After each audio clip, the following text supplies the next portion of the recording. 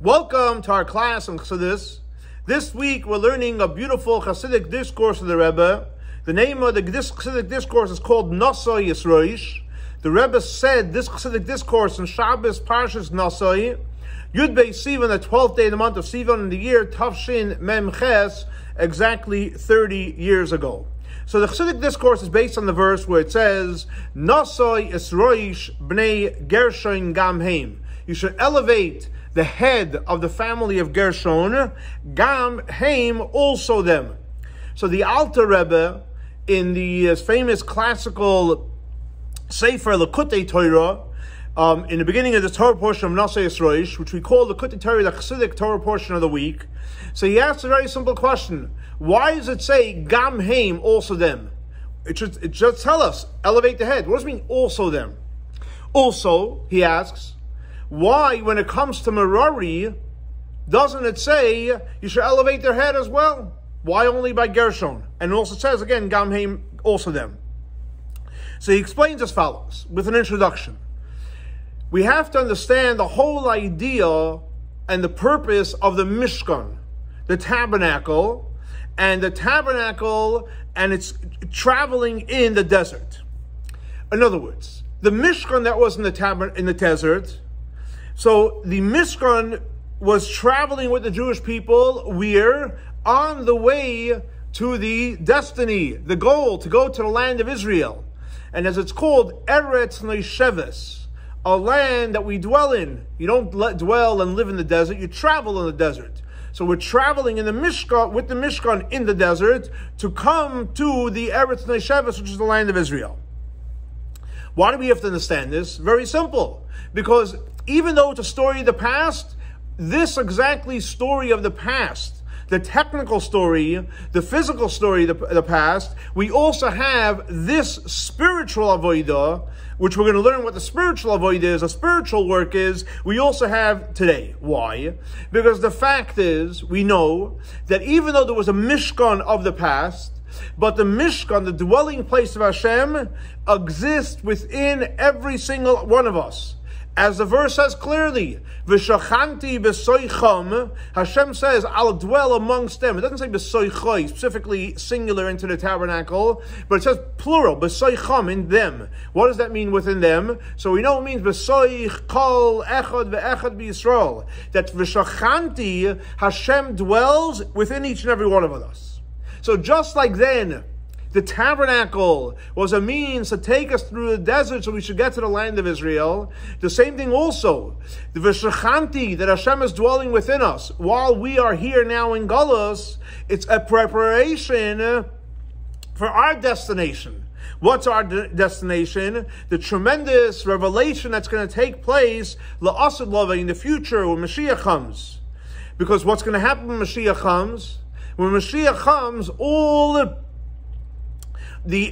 the components that are not with the will of Hashem is going to totally be naught and nullified.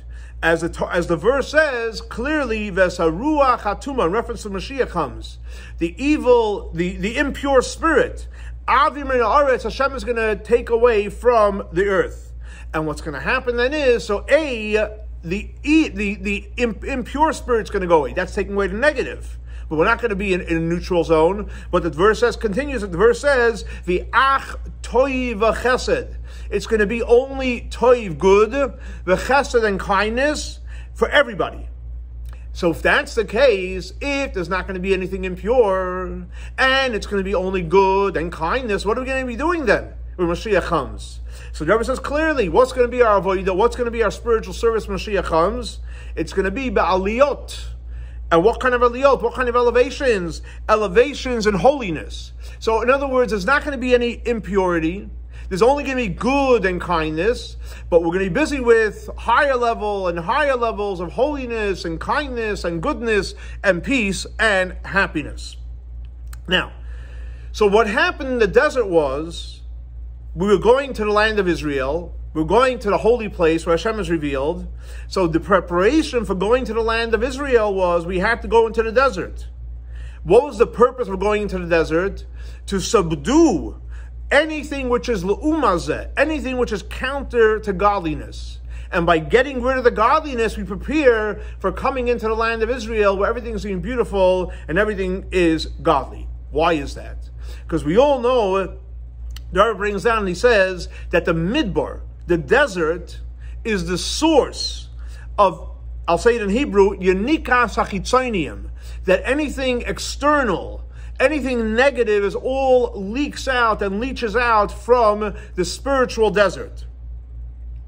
Like, for example, the Rebbe quotes the verse, and it says, what happened in the desert? What was in the desert? There was a nachash, saraf, v'akrev, snakes, scorpions, fire, etc. And then it says, v'tzimoin, there was a tremendous thirst, because there's no water. So what does that mean practically? Obviously, practically, we know what it means. What does it mean spiritually? Nachash, Saraf, V'Yakrev, those three, refers to, on a spiritual level, Gimel, Klipo, Tatmeot. The three impure Klipo that cannot be elevated. That was obviously in the desert. And the Tzimoin, the thirst, where there was no water, is actually the fourth Klipo, which is obviously even worse. Now, so that's the spiritual desert. So the desert resembles the three klipot, nachash, saraf, v'akrev. The fourth klipa, tzimoin, a thirst where there's no water. And when the Jewish people went in the desert and they had the Mishkan, the goal was to nullify anything which is inappropriate, which is not godly, and which is not godliness. To nullify the three impure klipot and even the fourth klipa. Like it says in the oral law, which is basically, we know the oral law is an explanation of the written law, because the Torah was given main points, the written law, and the oral law has all the details. And what does it say in Torah Shebal Peh? What does it say in the oral law? That the Ananim, the clouds that accompany the Jewish people in the desert, what did the clouds do? They would destroy all the negative forces, all the mazikim, anybody that wanted to harm the Jewish people, the clouds destroyed it. In other words, before the Mishkan was built, how did we get rid of all the negativity? Hashem protected us with the clouds of glory. And the clouds of glory destroyed and obliterated all the negativity. What happened once the Mishkan was built? Then we traveled as well. But once the Mishkan was built, then we had the ark that was in the Mishkan, the tabernacle. As we know, where it says, when we take out the Torah, we say, Vayihi ben soya ha'aron. When the ark would travel, what would happen? V'yafutzu oivecha. All our enemies would disappear. The Torah has the power to get rid of all the enemies, obviously after the Mishkan was built. Before that, it was done by the clouds of glory. Now, that was in the desert. And the desert prepared us to go into the land of Israel. But the same idea, by getting rid of the klipot, getting rid of the negative forces, and bringing in Torah into our life, we prepare the world by getting rid of the klipot, by getting rid of negative forces for the Asad Lavai, for Mashiach comes, and we're not going to have any negative forces. We're only going to have positive forces, and we're going to keep on growing higher and higher in a spiritual level. And as Rebbe says, we know what it says in the prophets, that what's going to happen, la'asad lavoi, what's going to happen when Mashiach comes. So Rebbe brings a powerful verse from the prophet Isaiah, and he says as follows: V'lo yikanef oid meirecha, v'hayu einecha royos es meirecha. We know there's a Hashem on the world, there's a God in the world, there's a mentor, there's a teacher, there's a guide that runs everything, created the world, maintains the world. So unfortunately in Galus, there's yikanef. We don't see Meirecha, our guide and our teacher. But when Mashiach comes, says, V'lo yikanef oid meirecha, that your teacher is not going to be, so to speak, hidden. But on the contrary, V'hayu einecha, we're going to see in a revealed way our teacher, our mentor, because godliness is going to be revealed in a beautiful way. And as the Alter Rebbe explains in Tanya, black and white, simple English, what's going to be Mashiach comes? There's going to be Gili Elikus, mamish, literally. God is going to be revealed in a real way. Instead of seeing physical things, materialistic things, obviously for sure not the klipot and negativity, but we're going to see God and godliness in everything. Up to the point of the Alter Rebbe in Tanya, not only are we going to see Hashem revealed, we're going to see the revelation of the essence of Hashem himself. That's what Mashiach is going to be all about. We're going to see, feel, and live with Hashem himself. And as the Rebbe brings the famous quote, I'll say it in Hebrew and I'll translate it, we're going to see koyach hapoyel benifel. In other words, when something is created, you don't see the creator, but when Mashiach comes, we're going to see the creator and everything that was created. So when you're going to see, for example, a mountain, you're not going to see the mountain. You're going to see Hashem in the mountain. You're going to see a wall, you're going to see Hashem in the wall. Whatever you're going to see the driving force, the real force behind its existence. And the Rebbe says, koyach hapoyel ben nifel, which means in nifel, the thing that exists, is referring to all seder hishtalshlus, on all levels, from the highest to the lowest. When you're going to open your eyes, what are you going to see? You're going to see literally Hashem and everything. And literally, even in this materialistic physical world, the lowest world, because we know there's Atzilut, where God is revealed, Bria less, Yitzira less, and obviously Asiyah, this world, Hashem is totally not revealed. We have to work hard to see Him. But when Mashiach comes, even in this world, Oilum Hasiyah, we're going to see Koyach HaPoyel B'Hanifel. And like the Rebbe brings, the way it's explained, the prayer that we say on high holidays, what does it say? V'yeda kol poel ki ata pe'altoi.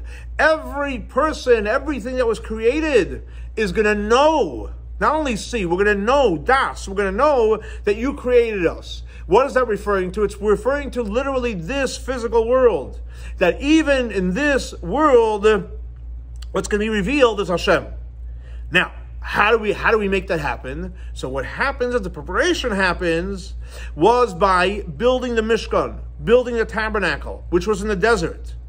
And the same thing also, that was the Mishkan in the past. But the same thing also like building the Mishkan, which is in every one of our souls, internally. So when we build a Mishkan within our souls, we prepare the world that we will all see the Koyach HaPoyel B'Nifal. So now, obviously, if the Rebbe is saying is that there's the Mishkan of the past in the tabernacle, but we each have a Mishkan within us. And by building our Mishkan, we will see Hashem, God and godliness, the essence of Hashem and everything. So we need to know what that means practically. The Rebbe is going to explain beautifully, practically, what it means to build our Mishkan, to build our tabernacle within us, so that we can make ourselves and the world ready to see God and godliness and everything in the world. So Rebbe explains as follows when he says like this. Generally speaking, in the Mishkan, the physical Mishkan that existed, there were three components. Again, there was more, but generally speaking, there's three, which we're going to be speaking about in depth in this Chassidic discourse. And he says like this. What are the three components? Component number one, you had the Klei HaMishkan. You had the vessels of the Mishkan. That's component number one. Multiple vessels, but generally vessels. Then you had the Yeriyos. You had the curtains, the drapes in the Mishkan. Second type of component. The third component is the Karashim, the wooden posts that were around the Mishkan. Now, that's the, generally speaking, three things. The vessels, the curtains, and the posts. What does that mean practically in our serving Hashem? So the vessels of the Mishkan, which we know the highest and most powerful vessel in the Mishkan was what? The Ark. What does the Ark resemble? The Ark resembles Torah. So what we're saying is all the vessels resemble Torah, and specifically the Ark, which is the most important vessel in the Mishkan, resembles the idea of learning Torah. That's the vessels. So the vessels are connected to Torah. What is the drapes? What does that resemble? That resembles prayer, tefillah. What's the connection with drapes and prayer? Because we know that drapes are makif. You hang drapes around. And the prayer is also makif. It also encompasses us around us. Why? Because when a person prays, how do you pray? When someone prays and someone's really into praying, you see them like emotionally charged. In Hebrew, it's called a midos. The emotions are on fire.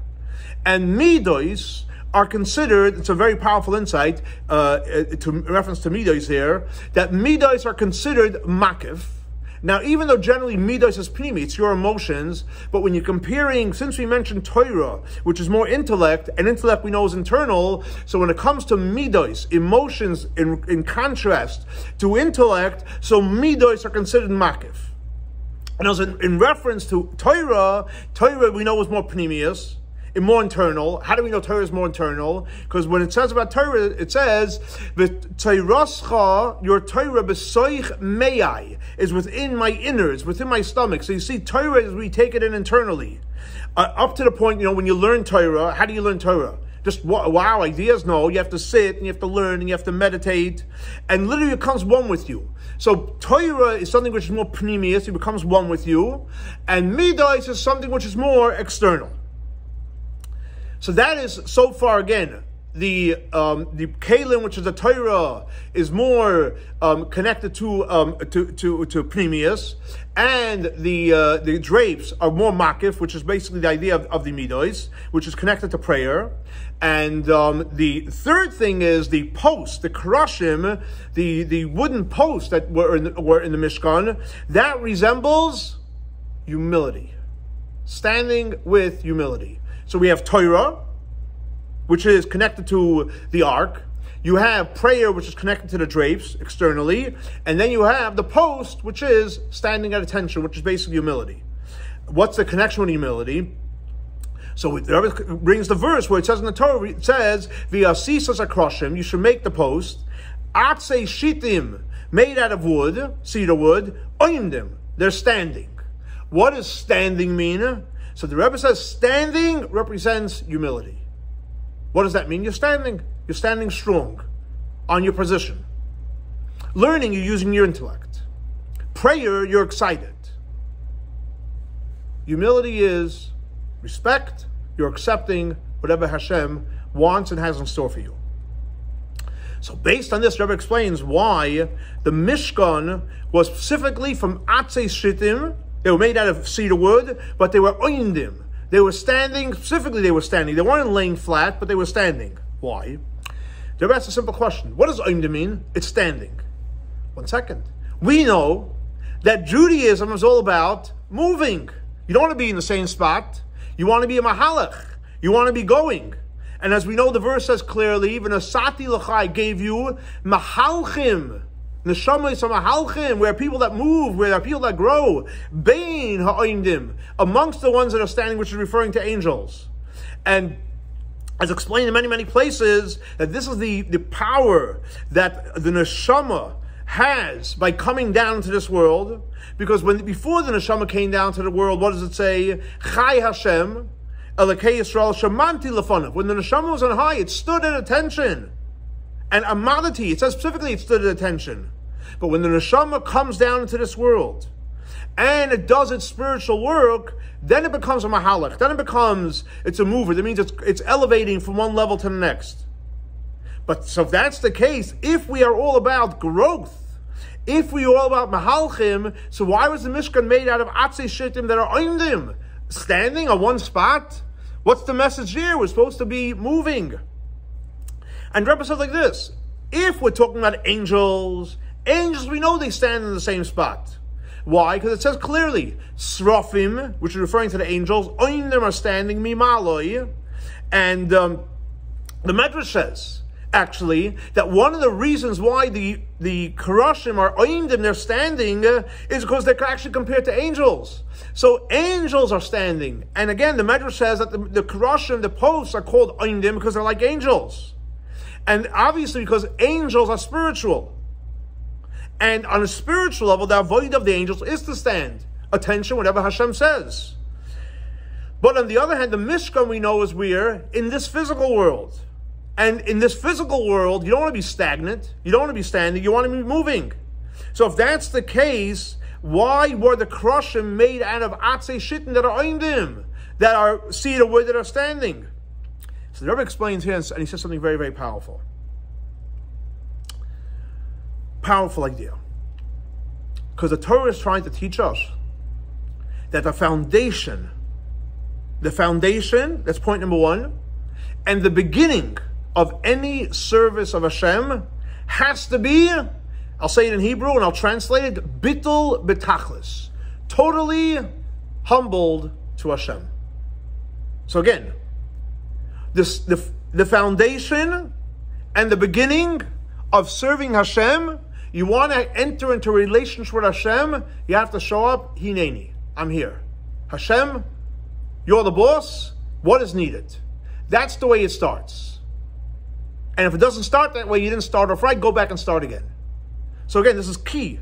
What the Rebbe is saying is that the beginning and the foundation of serving Hashem, showing up, you have to show up with humility. And on the contrary, that's why it says, Atze Shittim. See the wood that we're standing. Because even though, if you think about it, what's an eitz? What's wood? Wood comes from a tree. Trees grow. In its nature, a tree is growing, which is the opposite of standing in the same place. But our job is to affect within growth. They should stand and they should be humble to Hashem. So yes, even though we are by nature, we're growers, and we're going to grow. But when starting, look at that tree. That tree was growing, but when it stood in the Mishkan, it stood at attention. The same thing also, you want to start a relation with Hashem? Humility. Hineni, here I am. And Rebbe says this component of humility that we find in the Mishkan, Atze Shittim Oindim, was standing at attention, was even more felt in the actual Beit HaMikdash. The Mishkan was a traveling tabernacle. But even in the ultimate Beis HaMikdash that was built in Yerushalayim HaKodesh. Why? Because the fact is, look at the Beis HaMikdash. How was it built? It was built from stone and it was built from earth. And the fact is, on a literal level, when you put a stone in a spot or earth, it's much more standing in one's place, and it represents more of a bittul. It's even a deeper humility and humbleness to Hashem. And as like the Rebbe says, explained many places based on the verse, Koires Batenu Arazim, that the walls of our house are strong, and they explain according to Chassidus that it's referring to the level of humility which was in the Beis HaMikdash much greater than the Mishkan. So the beginning of the avodah is humility. It's in the Mishkan and even stronger in the Beis HaMikdash. That's the way it starts. Once you come with bittul, once you come with humility, once you come with respect, and you have, and the Rebbe says, bittul muchlet. I mean, we're talking intense, real, pure, organic humility. Afterwards, sure, you have to start moving, you have to start elevating, you have to start growing, and then you go to the level of Urios. Urios is all about growth, emotions, charged. And we know that Urios are made out of not only tzomeach, things that grow. The Urios are made out of actually the hide of animals that had much more life force. So based on this, the Rebbe explains why, when it comes to Bnei Merari, like we asked in the beginning of Chassidic Discourse, it doesn't say Nasa Yisreish, elevate the head. But by Bnei Gershon it says Nasa Yisreish, but it says Gamheim, also them, and who also like Bnei Kahas. So Nasa Yisreish, pure, that's Bnei Kahas, which what they resemble. Gamheim is Gershon. They have Nasa Yisreish, but only, so to speak, second class to Bnei Kahas. And Bnei Merari, there's no Nasa Yisreish. Why? And they're explained beautifully, and it sounds like this. What is the avodah of Bnei Merari? So if you think about the word, Merari comes from the mar. Mar comes from bitterness. And when someone's bitter, someone is remorseful, that brings to humility. So the avodah of Bnei Merari, even though they were complete, they had everything, but their main avodah was to be bitter. The avodah of Bnei Merari is what? Bittul. And because they were bittul, they represented humility. Therefore, what was the Bnei Merari's job in the Mishkan? Beautiful. What was their job? They're the ones that carry the krushim, the posts that were standing, the posts that were humble. So Bnei Merari represented humility. Their job was to deal with humility. So since they were all about humility, it doesn't say Nasa Yisreish, elevate their head. Okay, on the contrary, what was their job? What did they engage with? Humility. What kind of Nasa Yisreish? You don't have to elevate their head. They represent humility, which is the opposite of elevating the head. It would be a contradiction. So that's what B'nai Merari. So therefore, B'nai Merari, there's no Nasei Yisroish. Why? Because it's all about humility. And their job is humility. On the contrary, where does it say Nasei Yisroish? Exclusive by B'nai Kahas. What did B'nai Kahas deal with? They carried the ark. What was in the ark? The Torah. So therefore, it says Nasei Yisroish, elevate their head. Because where do you elevate your head? Where do you transform your mind on the greatest level? That's through Torah. When someone learns Torah, you can literally transform and elevate your head to the highest levels. So by B'nai Kahas, it says Nasei Yisroish, not a physical elevating the head. Learning Torah. When you learn Torah, that will elevate your head. And when it comes to B'nai Gershon, it says elevate, but Gamheim, also them. And there's Nasei Yisroish, who's the protege of elevating the head? That's Kahas, learning Torah. Nasei Yisroish of Gershon is connected to them. Why? In other words, they're second class of B'nai Kahas in reference to elevating the head. Why? Because what was the spiritual work of Gershon? Prayer. And when it comes to prayer, so prayer on its own, you don't elevate your head by prayer. Prayer, you come with humility. But nevertheless, what happens after you pray? After you pray and you get connected to Hashem, then you go learn Torah. So in other words, the elevating of the head in prayer is only because it's going to bring you afterwards to learning Torah. And as we know, it says, Tfilasi smuch lemitasi, that your prayer is close to your bed. Therefore, you have also the idea of some component of Nasei Yisroish. So based on this, Rebbe explains, this way it was in the Mishkan. Torah, elevate the head. Tefillah, half and half. And then humility. And there it says, this is basically what our spiritual work is every single day. Here you have your mission statement. Here you have your to-do list, how you should behave and how you should run your day every single day. What's our avoid every day? The way we start our day is bittul. We start our day, hineni. Hashem, what do you need from me? I'm ready to accept whatever you need me to do. The level of what? B'nai Merari. Standing straight, hineni. And guess what? You start that way, you're in the door. Then, what do you do after you're ready? Then you pray. The avoid of B'nai Gershon. And when you finish praying, then you come to the level of what? Learning Torah, the avoid of B'nai Kahas. And the Rebbe explains, by doing this spiritual work, starting off with humility, and then praying, and then learning Torah, and we do this b'midbar ha'amim, which is a quote from the prophets, in the desert, the physical desert and the spiritual desert, and there's specifically in the time of exile, time of Galus, and specifically in this last exile, and specifically the Rebbe says, after the previous Rebbe announced and made a proclamation, la'alter l'geula, that we have to get ready for the redemption. And he even took it a step further. He said, V'imdu hachein kulchem, let's all stand ready for Mashiach to come. By doing our spiritual work, humility, prayer, and Torah study, we will come to the tremendous revelation what's going to be like when Mashiach comes. Which, as we said, we quoted the verse in the beginning of the Chassidic Discourse from Prophet Isaiah. V'hayu einecha royois asmeirecha. That our eyes are going to see in everything Hashem. And the Rebbe says, and this is actually interesting, it's actually appropriate right now, because right now we just celebrated Shavuos, we just celebrated Matan Torah.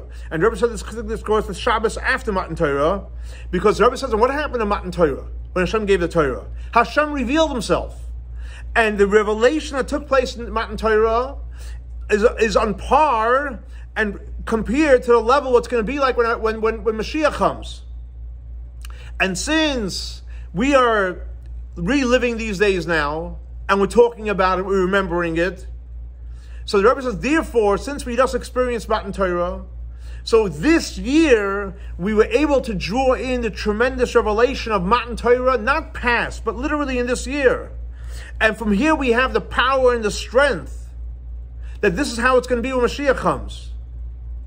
And especially when we add in our spiritual work, in our spiritual desert, in the three areas, again, humble, humility, bittul, tefillah, prayer, Torah study, and specifically The Rebbe takes it up a notch and he says, by learning Pnimius HaTorah, by learning Chassidus. Right now, we're learning Chassidus, we're learning Kabbalah, we're learning Pnimius HaTorah. What's the power of Pnimius HaTorah? Because we know when it comes to Pnimius HaTorah Chassidus, in Nigla, there's a question back and forth, and an answer, an argument, etc.